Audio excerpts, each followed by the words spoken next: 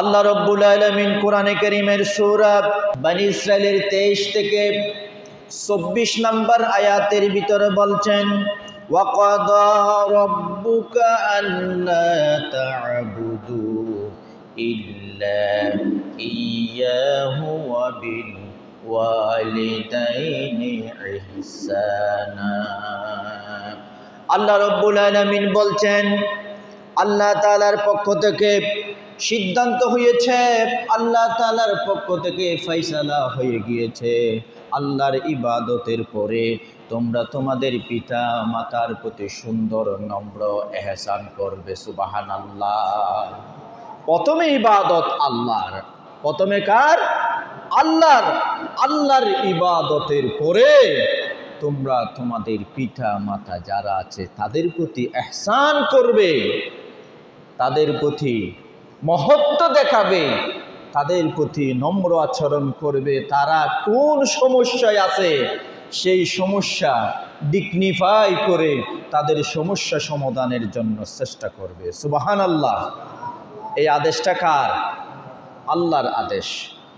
এরপরে আল্লাহ রাব্বুল আলামিন বলছেন, ইম্মা ইয়াবলুগান্না ইনদাকাল কিবারা আহাদুহুমা আও কিলাহুমা ফালা তাকুল লাহুমা উফফিন ওয়া লা তানহারহুমা ওয়া কুল লাহুমা কাওলান কারীমা।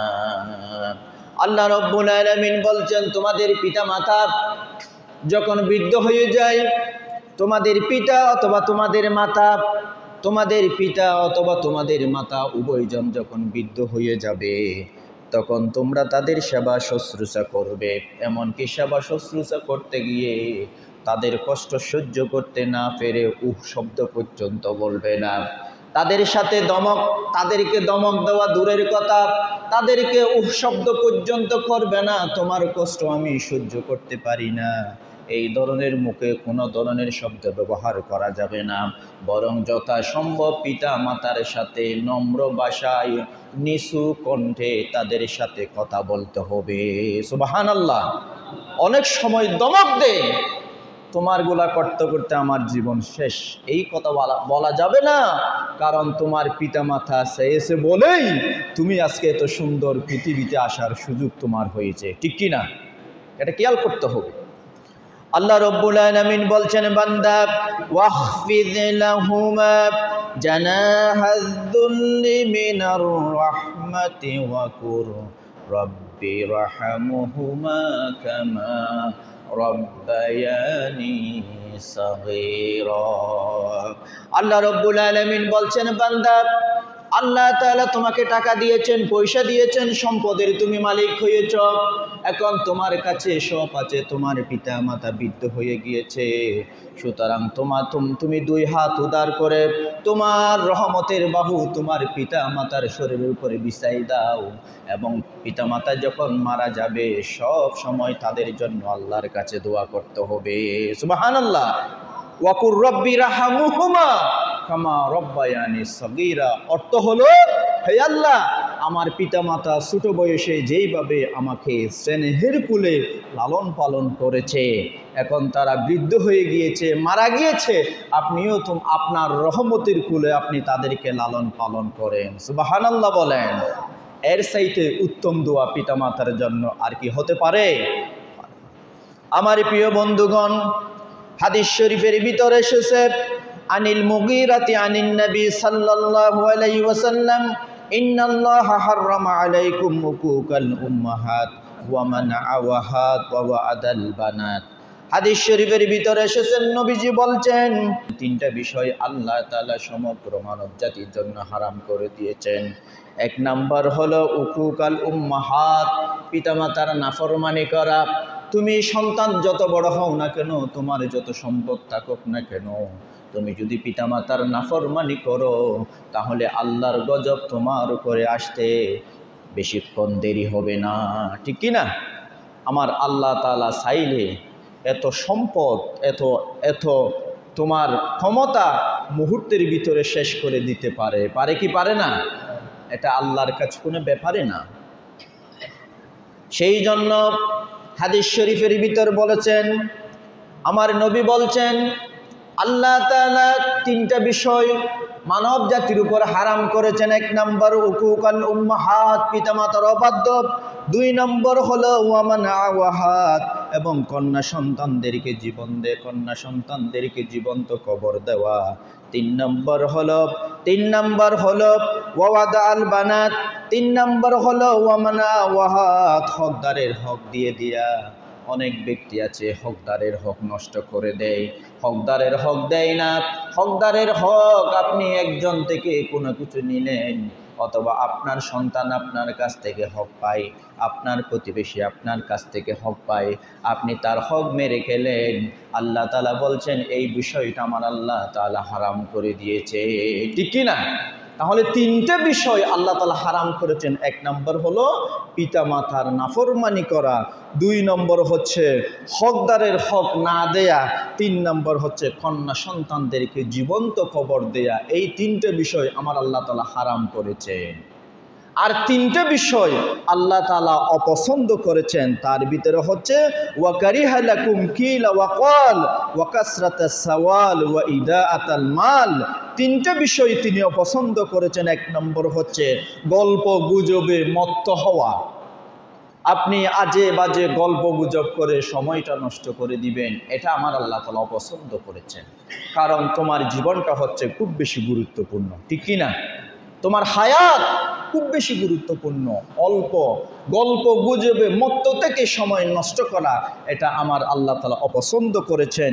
২ নাম্বার হলো অতিরিক্ত প্রশ্ন করা, কোনো বিষয় নিয়ে আজে বাজে অতিরিক্ত প্রশ্ন করা যাবে না। ৩ নম্বর হচ্ছে মাল সম্পদ নষ্ট করা যাবে না, কারণ এই মাল সম্পদ আল্লাহ তাআলা তোমাকে দিয়েছে আমানত।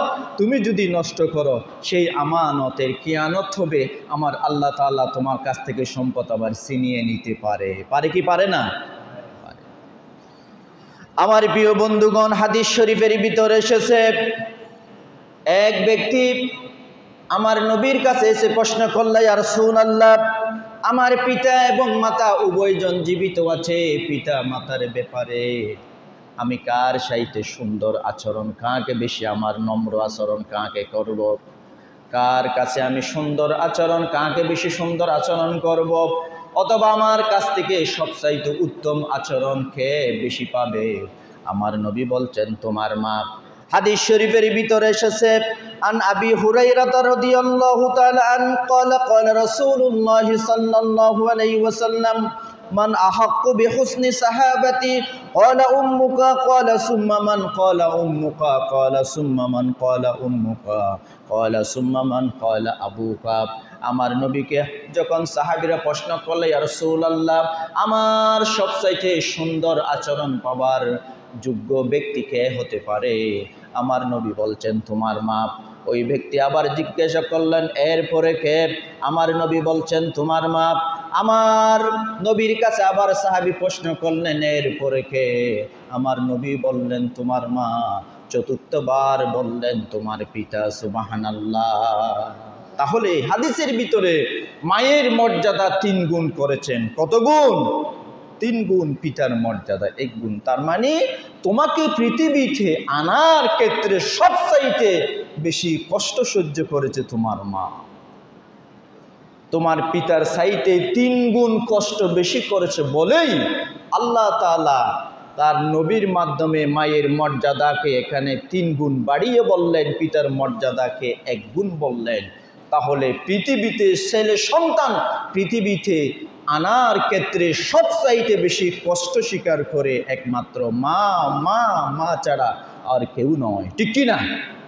আমার প্রিয় বন্ধুগণ, সেই জন্য আল্লাহ তাআলা সূরা লুকমানের 14 নম্বর আয়াতের ভিতরে বলছেন, ওয়া ওয়াসাইনাল ইনসানা বিওয়ালিদাইহি হামালাতহু উম্মুহু ওয়াহানান আলা ওয়াহানিন ওয়া ফিসালুহু ফি আমাইন আনিশকুর লি ওয়া লিওয়ালিদাইকা ইলাইয়াল মাসির।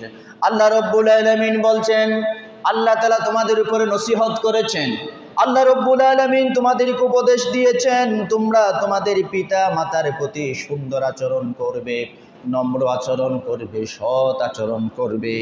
কারণ তোমার মা তোমাকে কষ্টের পর কষ্ট সহ্য করে তোমাকে গর্ভধারণ করেছেন এবং তুমি পৃথিবীতে আসার পর 2 বছর তোমাকে দুধ পান করিয়েছেন। সুতরাং তুমি পৃথিবীতে এসেছ, পৃথিবীতে আসার পরে এত সুন্দর আলো বাতাস পেয়েছো, তুমি বড় হয়েছ। যখন তোমাকে কেউ চিনত না, তোমার পরিচয় কেউ জানতো না, এখন তুমি পৃথিবীতে যেহেতু বড় হয়েছ, আনিশকুরলি ওয়ালি ওয়ালিদাইকা ইলাইয়াল মাসির, প্রথমে আমি আল্লাহর শুকরিয়া আদায় করবে, এরপরে তোমার পিতা মাতার শুকরিয়া আদায় করবে। সুবহানাল্লাহ। আমরা পৃথিবীতে এসেছি, সর্বপ্রথম শুকরিয়া আদায় করতে হবে কার? আল্লাহ যদি না চাইতো আমরা পৃথিবীতে আসতে পারতাম না। আমাদের পিতামাতা হলো মাধ্যম, বিওয়াসিতাতিল ওয়ালিদাইন, আমরা হলাম মাধ্যম। কেবলমাত্র পিতামাতা হলো আমাদেরকে পৃথিবীতে আনার মাধ্যম। কিন্তু আমার আল্লাহ তাআলা যদি আমাদেরকে পৃথিবীতে পাঠাইতে না চাইতো, তাহলে কি পৃথিবীতে আসার কোনো সুযোগ আমাদের হতো? আমাদের হতো না। সেই জন্য আল্লাহ তাআলা বলছেন, বান্দা প্রথমে আল্লাহর শুকরিয়া আদায় করো, এরপরে পিতামাতার জন্য দোয়া করো, ইলাইয়াল মাসির, এবং সর্বশেষ আমি আল্লাহর কাছে তোমাদেরকে চলে আসতে হবে। সুবহানাল্লাহ। আমার প্রিয় বন্ধুগণ, হযরত আবু তুফাইল থেকে হাদিস বর্ণিত হয়েছে, নবী করিম সাল্লাল্লাহু আলাইহি ওয়াসাল্লাম যখন মদিনায় হিজরত করলেন, মদিনা রাষ্ট্র যখন কায়েম হয়ে গেল, আমার নবী মদিনার জারআনা নামক স্থানে কিছু গরিব সাহাবীদেরকে গোশত বন্টন করতেছিলেন। গরিব কিছু সাহাবীদেরকে ডাকলেন, ডাকার পরে আমার নবী কিছু গোশত বন্টন করে দিচ্ছিলেন। এক পর্যায়ে একজন বৃদ্ধা মহিলা আমার নবীর কাছে আসলেন। আমার নবী বৃদ্ধা মহিলাকে দেখার সাথে সাথে তিনি বসা থেকে দাঁড়াই গেলেন। আমার নবীর মাথার উপরে যে চাদর ছিল, চাদরটা বৃদ্ধা মহিলার জন্য বিছাই দিলেন। ওই বৃদ্ধা মহিলা ওই চাদরের উপরে বসলেন। আমার নবী বৃদ্ধা মহিলার পাশে একদম ছোট, একদম নাতু জানু হয়ে এমনভাবে নম্রতার পরিচয় দিলেন, এত সুন্দর করে বসলেন। বসার পরে বৃদ্ধা মহিলার সাথে কথাবার্তা বললেন। আমার নবী কিছুক্ষণ কথা বললেন, বৃদ্ধা মহিলাও নবীর সাথে কথা বললেন। কিছুক্ষণ কথাবার্তা বলার পরে আমার নবী বৃদ্ধা মহিলার হাতে একটি গোশতের টুকরা ধরাই দিলেন। বৃদ্ধা মহিলা চলে গেল। চলে যাওয়ার পরে সাহাবীরা প্রশ্ন করল, ইয়া রাসূলুল্লাহ, আপনার আজকের এই আচরণটা আমাদেরকে আশ্চর্যান্বিত করেছে। আপনি হলেন বিশ্বনবী, আসমান এবং জমিনের, আসমানের নিচে জমিনের উপরে আপনার মতো সম্মানী ব্যক্তি পৃথিবীতে আর কেউ নেই। অথচ একজন বৃদ্ধা মহিলা আসলেন, ওই বৃদ্ধা মহিলার জন্য আপনার মাথার চাদর আপনি বিছাই দিলেন। ওই বৃদ্ধা মহিলা আপনার মাথার চাদরের উপরে বসলেন, বসার পরে আপনি কথা বললেন। অথচ ওই মহিলা চাদরের মধ্যে বসলেন, আপনি মাটিতে বসে গেলেন। ওই মহিলার সাথে কথাবার্তা বললেন, মহিলা গোশতের টুকরা নিয়ে চলে গেল। ইয়া রাসূলুল্লাহ, এই ধরনের আচরণ আপনি কেন করলেন? আপনার তো মা নাই, আমরা তো জানি আপনি পৃথিবীতে জন্ম নেওয়ার 6 মাস পরে আপনার মা মারা গেছে। ওই মহিলার পরিচয়টা আমরা একটু জানতে চাই, ওই মহিলাকে হতে পারে? আমার নবী বলল, সাহাবীরা শুনো তাহলে, ওই মহিলা হলো আমার দুধুমা হালিমাতুস সাদিয়া। আমার জন্মের পরে আমার মা মারা গিয়েছে, আমি মায়ের দুধ পান করতে পারি নাই। যেই মহিলার দুধ পান করে আমি বড় হয়েছি, ওই মহিলা হচ্ছে আমার দুধুমা হালিমাতুস সাদিয়া। সুবহানাল্লাহ। আমার প্রিয় বন্ধুগণ, তাহলে আমার নবী নিজের মাকে পাই নাই, নিজের মাকে তিনি হারিয়েছেন, দুধুমাকে পেয়েছেন। দুধুমায়ের দুধ পান করে তিনি বড় হয়েছেন। আমার নবী যদি একজন দুধুমাকে, একজন নিজের মা নয় দুধুমাকে যদি এত সম্মান করতে পারে, এত মর্যাদা দিতে পারে, এত মোহাব্বত করতে পারে, সুতরাং আপনার মা জীবিত আছে অথবা আপনার মা মারা গিয়েছেন, আপনার মা জীবিত আছে, আপনার মা বাপ জীবিত আছে, মানে হচ্ছে আপনার বাড়িতে আল্লাহ তাআলা 2টা জান্নাত দিয়েছে। সুবহানাল্লাহ। 2টা জান্নাত। পিতা মাতা মানে হচ্ছে জান্নাত। পিতা মাতা সন্তানের জন্য রিজিক নিয়ে আসে। কি নিয়ে আসে? রিজিক নিয়ে আসে পিতা মাতা সন্তানের জন্য। পিতা মাতা শুধু ঘরের কোণে যদি বসেও তাকে আল্লাহ আল্লাহ করে, আমার আল্লাহ তাআলার পক্ষ থেকে শুধু তাদের জন্য রিজিক নয়, পুরো ফ্যামিলির জন্য রিজিক পিতামাতা নিয়ে আসে। সুবহানাল্লাহ। আপনি কোথাও বাহিরে গেছেন, কোথাও অনেক দূর থেকে আসলেন, কেউ আপনার স্ত্রী নাক ডেকে ডেকে ঘুমাচ্ছে, আপনার সন্তানও নাক ডেকে ডেকে ঘুমাচ্ছে, কিন্তু আপনার বৃদ্ধা মা আমার সন্তান আসবে বলছে, কখন আসবে কখন আসবে, রাতের 1টা 2টা 3টা পর্যন্ত ঘুমায় না। সন্তান আসলে সন্তান বাড়িতে ঢুকার পরে বলছে, বাবা তুমি আসছো কি না, তুমি আসবো বলেছো, সেই জন্য আমার চোখে ঘুম নাই, আমি নির্ঘুম ছিলাম, তোমার জন্য আমি কত টেনশনে ছিলাম। সুবহানাল্লাহ। অথচ ছেলে সন্তান ঘুমায়, স্ত্রী ঘুমায়, কিন্তু বৃদ্ধা মা জীবিত আছে। আছে কি না? এই ধরনের ইতিহাস আছে না? ইতিহাস আছে। আমার প্রিয় বন্ধুগণ, তাহলে আমার নবী নিজের দুদুমাকে এত সম্মান দিলেন, এত মর্যাদা দিলেন। আমাদের যাদের মা আছে বাবা আছে, সেই সম্মান যদি আমরা দিতে না পারি, কাল কিয়ামতের ময়দানে অবশ্যই আপনাকে জবাবদিহি করতে হবে। হাদিস শরীফের ভিতরে এসেছে, হযরত আবু উসাইদ রাদিয়াল্লাহু তাআলা আনহু থেকে হাদিস বর্ণিত হয়েছে। উনি বললেন, আমরা একদিন আমার নবীর সাথে বসা ছিলাম একটা মজলিসে। আমার নবীর সাথে আমরা যখন বসা ছিলাম, আমি দেখলাম হঠাৎ বনি সালমা গোত্রের একজন ব্যক্তি আমার নবীর কাছে আসলেন। বনি সালমা গোত্রের একজন ব্যক্তি আমার নবীর কাছে আসলেন।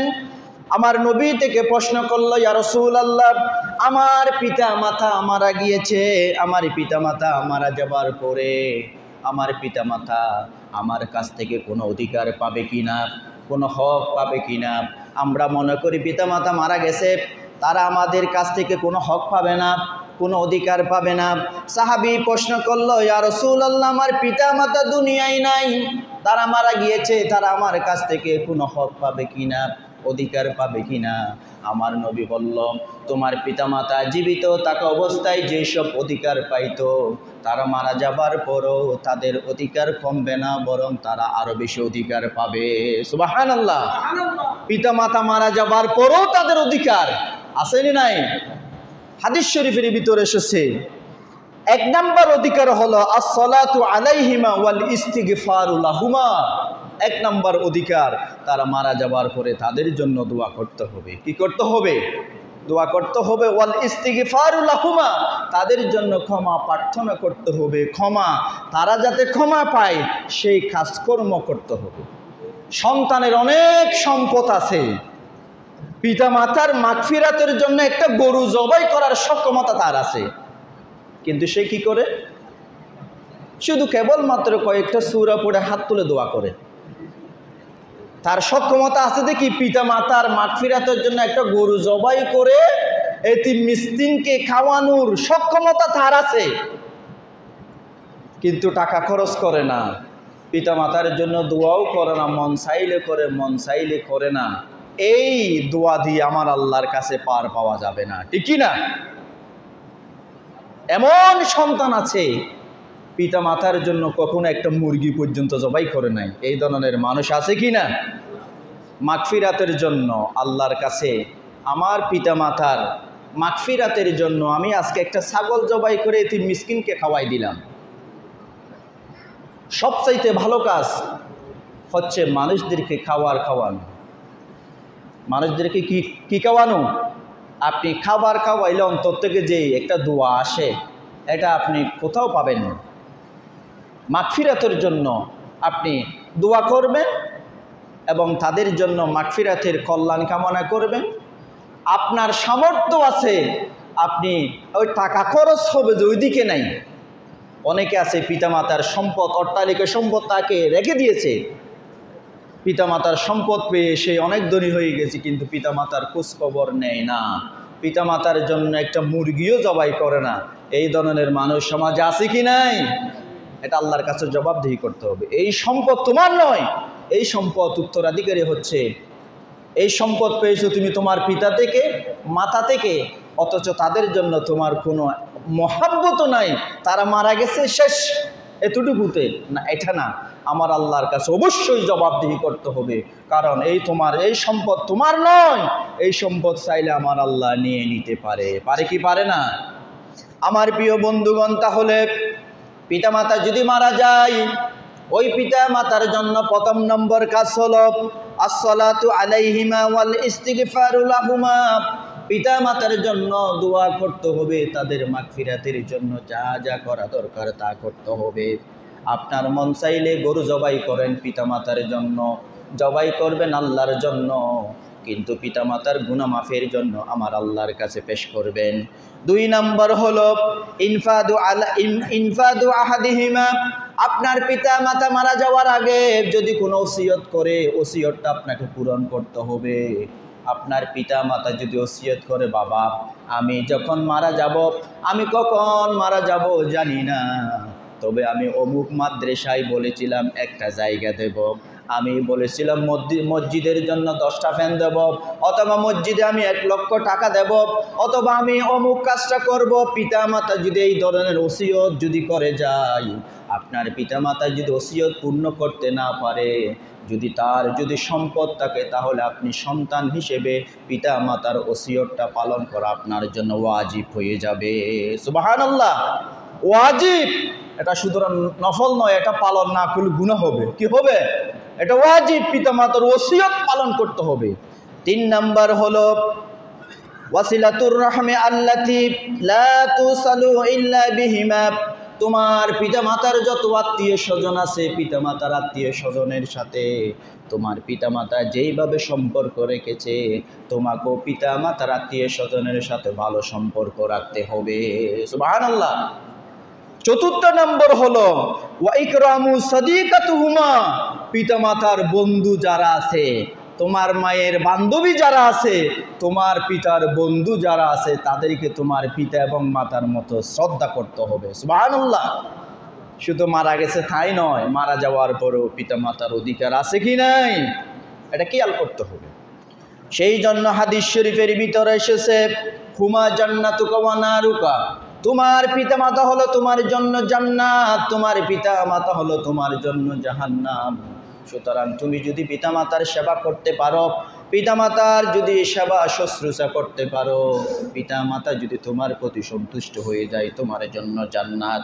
আর পিতা মাতা যদি তোমার প্রতি যদি অসন্তুষ্ট হয়ে যায়, তাহলে তোমার জন্য জাহান্নাম ছাড়া আর কোনো উপায় থাকবে না। ঠিক কি না?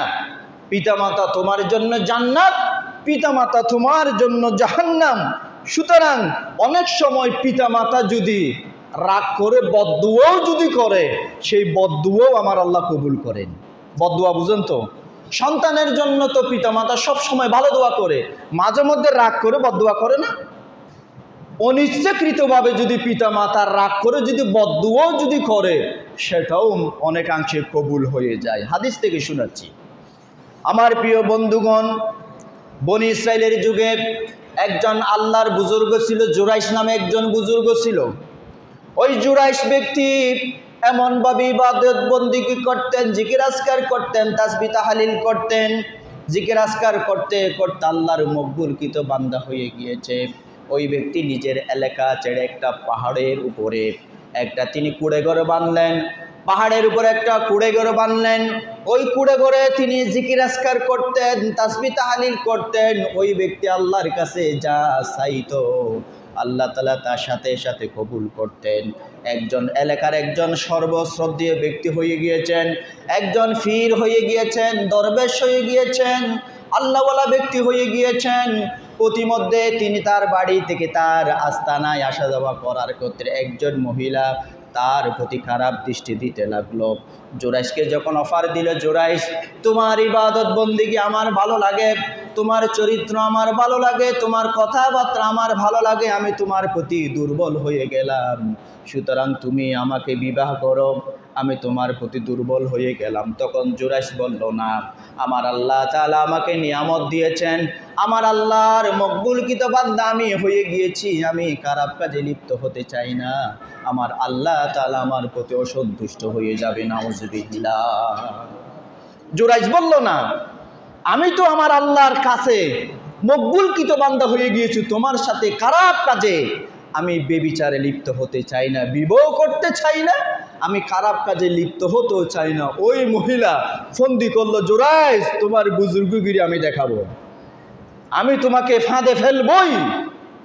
তখন জুরাইশ তো কোনো কথা শুনে না, জুরাইশ তো আমার আল্লাহর জন্য পাগল হয়ে গিয়েছে। কার জন্য পাগল হয়ে গিয়েছে? আল্লাহর জন্য। ওই মহিলা ফন্দি করলো।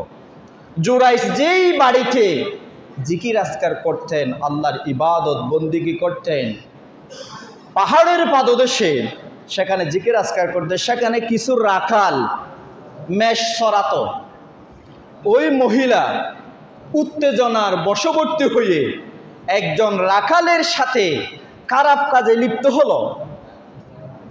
কিছুদিন পরে ওই মহিলা যখন গর্ভবতী হলো, এলাকার লোকেরা বলতে লাগলো, এই মহিলা, তোমার তো স্বামী নাই, তুমি গর্ভবতী হলা, কারণটা কি? তখন ওই মহিলা বলল, কারণ কি তোমাদেরকে বলবো নাকি? হ্যাঁ বলো। এই কারণ হচ্ছে, তোমরা যাকে ফির মানতা, তোমরা যাকে বুজুর্গ মানতা, তোমরা যাকে আল্লাহর ওলি মানতা, ওই আল্লাহর ওলি জুরাইশ তো আমার সর্বনাশ করেছে। জোরা বলেন নাউজুবিল্লাহ। অথচ জুরাইশ সেই কাজ করে নাই, করেছে কে?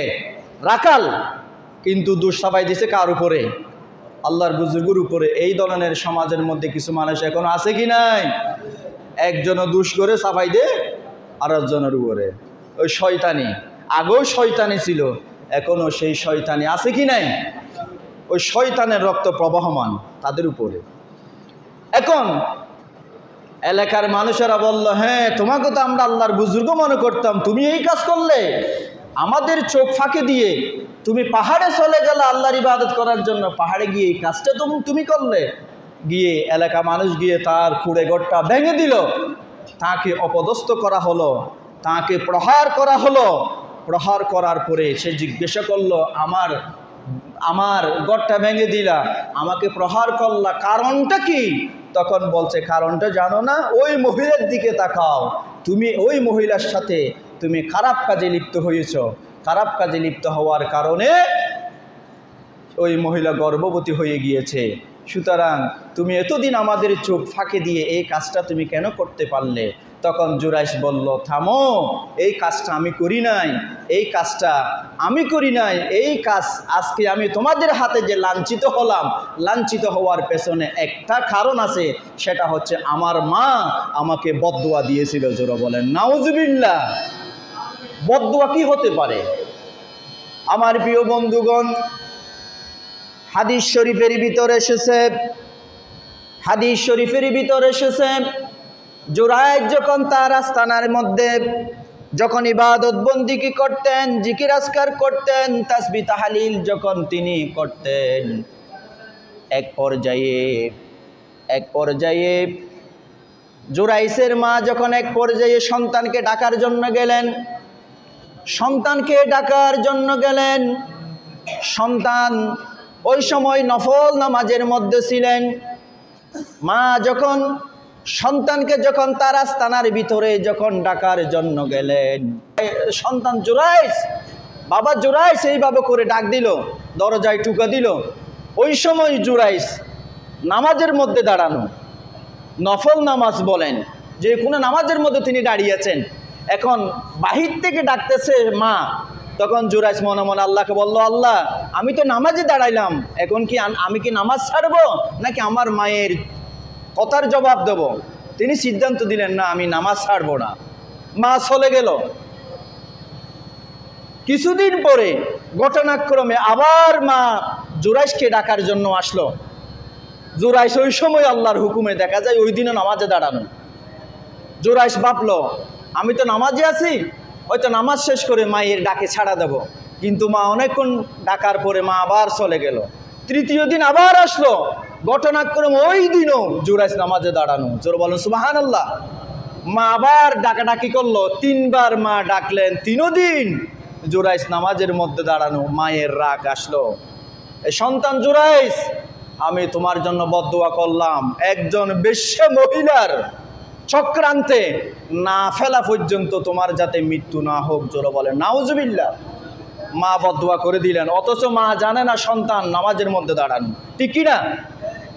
মা না বুঝেও, অজানা সত্ত্বেও যখন সন্তানের জন্য বদদুয়া করেছে, সেই দোয়া আল্লাহ তাআলা কবুল করে নিয়েছে। জোরে বলেন নাউজুবিল্লাহ। আমার প্রিয় বন্ধুগণ, তাহলে জুরাইশ যখন অপদস্থ হয়ে গেল, অসম্মান যখন হয়ে গেল, এলাকার মানুষেরা যখন জুরাইসের কাপড় ছিঁড়ে ফেললো, তাকে যখন লাঞ্ছিত করলো, লাঞ্ছিত করার পরে জুরাইস বলল, ঠিক আছে, আমি তোমরা যে আমার বিরুদ্ধে যে অপবাদ দিচ্ছ, ওই মহিলার সাথে খারাপ কাজে আমি লিপ্ত হয়েছি, যে অপবাদ তোমরা আমাকে দিচ্ছ, আমি এই কাজটা করি নাই। কারণ আমার মা আমাকে না জেনে যখন বদদুয়া করেছে, আমার মা আমাকে না জেনে বদদুয়া করেছে, সেই বদদুয়া আল্লাহ তাআলা কবুল করে নিয়েছেন। সুতরাং আমি আমার মায়ের ডাকে সাড়া দিই নাই বলে আমার মা বুঝে নাই আমার জন্য বদদুয়া করেছে, সেই বদদুয়া আমার আল্লাহ তাআলা কবুল করে নিয়েছেন। এখন তোমরা যদি বলো আমি বেবিচার করেছি, ওই মহিলাকে আমি গর্ভবতী করেছি, এই কথা যদি তোমরা আমার বিরুদ্ধে বলো, তাহলে এই সন্তানের পিতাকে আমি আমার আল্লাহর কাছ থেকে একটু জানতে চাই। সুবহানাল্লাহ। আমি আমার আল্লাহর কাছে প্রার্থনা করে জানতে চাই, আসলে ওই মহিলার সর্বনাশ কে করেছে? আমি তো করি নাই, আমার তো যা হওয়ার হয়ে গেছে। আমার মা আমাকে বদদুয়া দিয়েছে, আমি আমার ফল পেয়েছি। এখন আসলে ওই মহিলার সাথে এই খারাপ কাজ কে করেছে আমি আমার আল্লাহর কাছে জানতে চাই। সুবহানাল্লাহ। ওই মহিলা যখন হাজার হাজার মানুষ, এলাকার মানুষ দাঁড়িয়ে গেল, ওই মহিলা জুরাইসের সামনে দাঁড়ালো।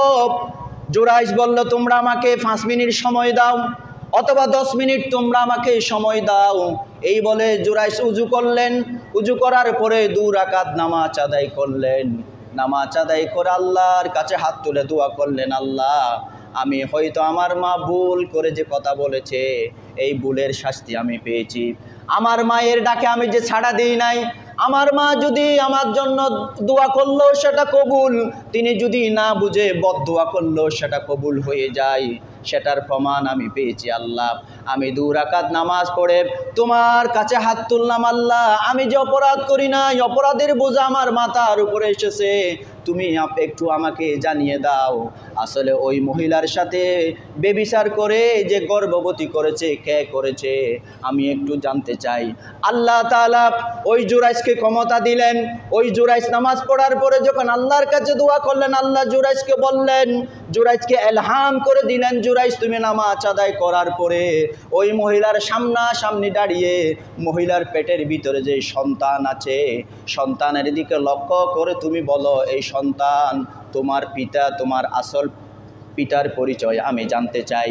এই জুরাইস যখন নামাজ আদায় করে আল্লাহর কাছে চাইল, আল্লাহ তাআলা বললেন, জুরাইস তুমি সন্তানের কাছ থেকে জিজ্ঞাসা করো, যে সন্তান এখনো মায়ের পেটের ভিতরে আছে, মায়ের পেটের ভিতর থেকে সন্তানকে জিজ্ঞাসা করো, মায়ের পেটের ভিতর থেকে সন্তান তার পিতার পরিচয় প্রদান করবে। সুবহানাল্লাহ। জুরাইস নামাজ আদায় করার পরে দাঁড়িয়ে গেলেন। দাঁড়িয়ে যাওয়ার পরে ওই সন্তানের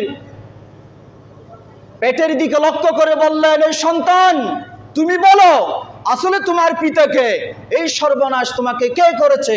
তখন মায়ের পেটের ভিতর থেকে সন্তান আওয়াজ দিল, আমার পিতা জুরাইস নয়, আমার পিতা হচ্ছে ওই কর্নারে দাঁড়িয়ে থাকা রাখাল, আমার মায়ের সাথে সর্বনাশ করেছে, এই সর্বনাশের ফসল আমি, সুতরাং আমার পিতা হচ্ছে রাখাল, তোমরা যাকে অপদস্থ করলা, জুরাইস আমার পিতা নয়। জোরে বলেন সুবহানাল্লাহ। হাদিস শরীফের ভিতরে এসেছে, এই সন্তান যে মায়ের পেটের ভিতর থেকে যে আওয়াজ দিল, এখানে যত ব্যক্তিরা দাঁড়িয়ে থেকেছিল সমস্ত ব্যক্তিরা মায়ের পেটের ভিতর থেকে সন্তানের আওয়াজ তারা সবাই নিজের কর্ণকুহরে তারা স্পষ্টভাবে শুনেছে। সুবহানাল্লাহ। তখন জুরাইসের অনুসারী যারা ছিল এলাকাবাসী সবাই ক্ষমা প্রার্থনা করলো, আপনার গড়টা আমরা স্বর্ণ দিয়ে বানিয়ে দেব, আপনার গড়টা আমরা স্বর্ণ দিয়ে বানিয়ে দেব, আপনার সাথে বেয়াদবি হয়েছে।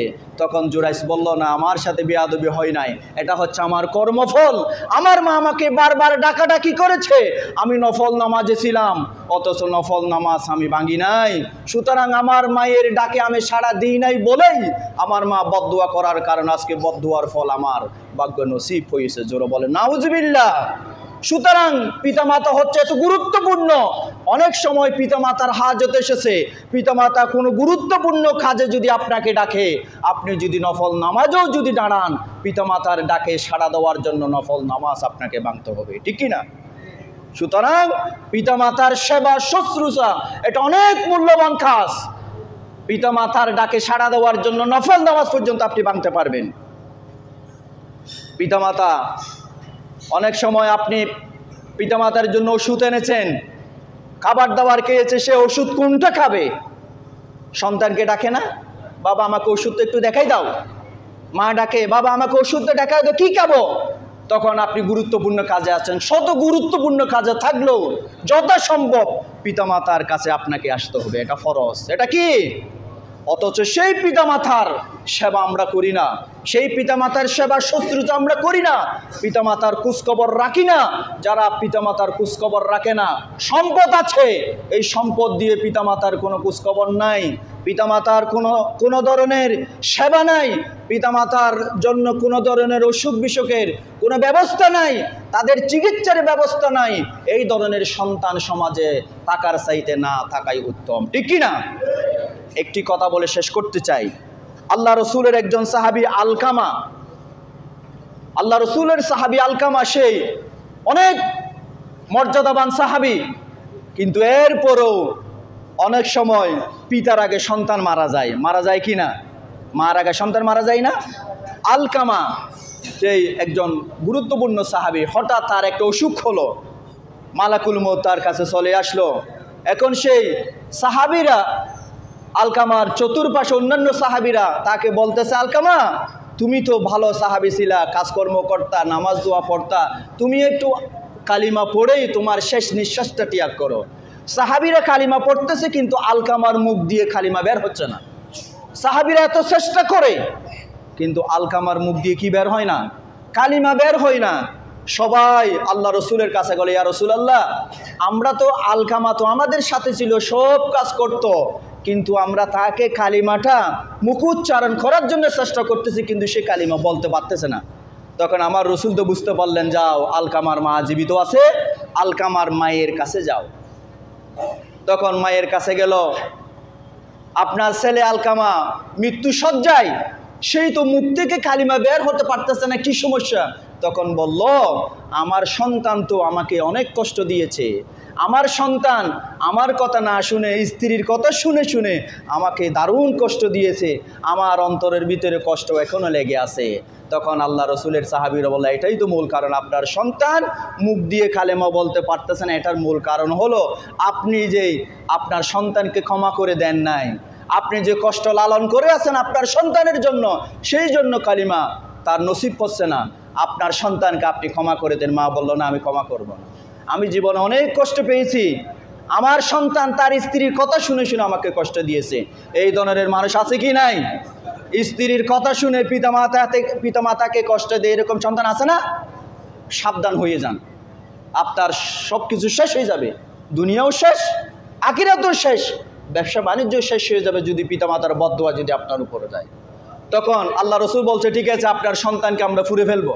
সাহাবীদেরকে বললেন, সাহাবীরা তোমরা লাকড়ি আনো, এই সন্তানকে পুড়ে ফেলার জন্য যা যা সরঞ্জাম আনো সব আনো, এই সন্তান এখনো মারা যায় নাই, মারা না যাওয়ার আগেই আমরা তাকে জ্বালিয়ে ফেলবো। এই কথা যখন বলল, মা বলল, ইয়া রাসূলুল্লাহ, আমার চোখের সামনে আপনি আমার সন্তানকে জ্বালিয়ে দেবেন, এটা আমি কখনো বরদাস্ত করি না।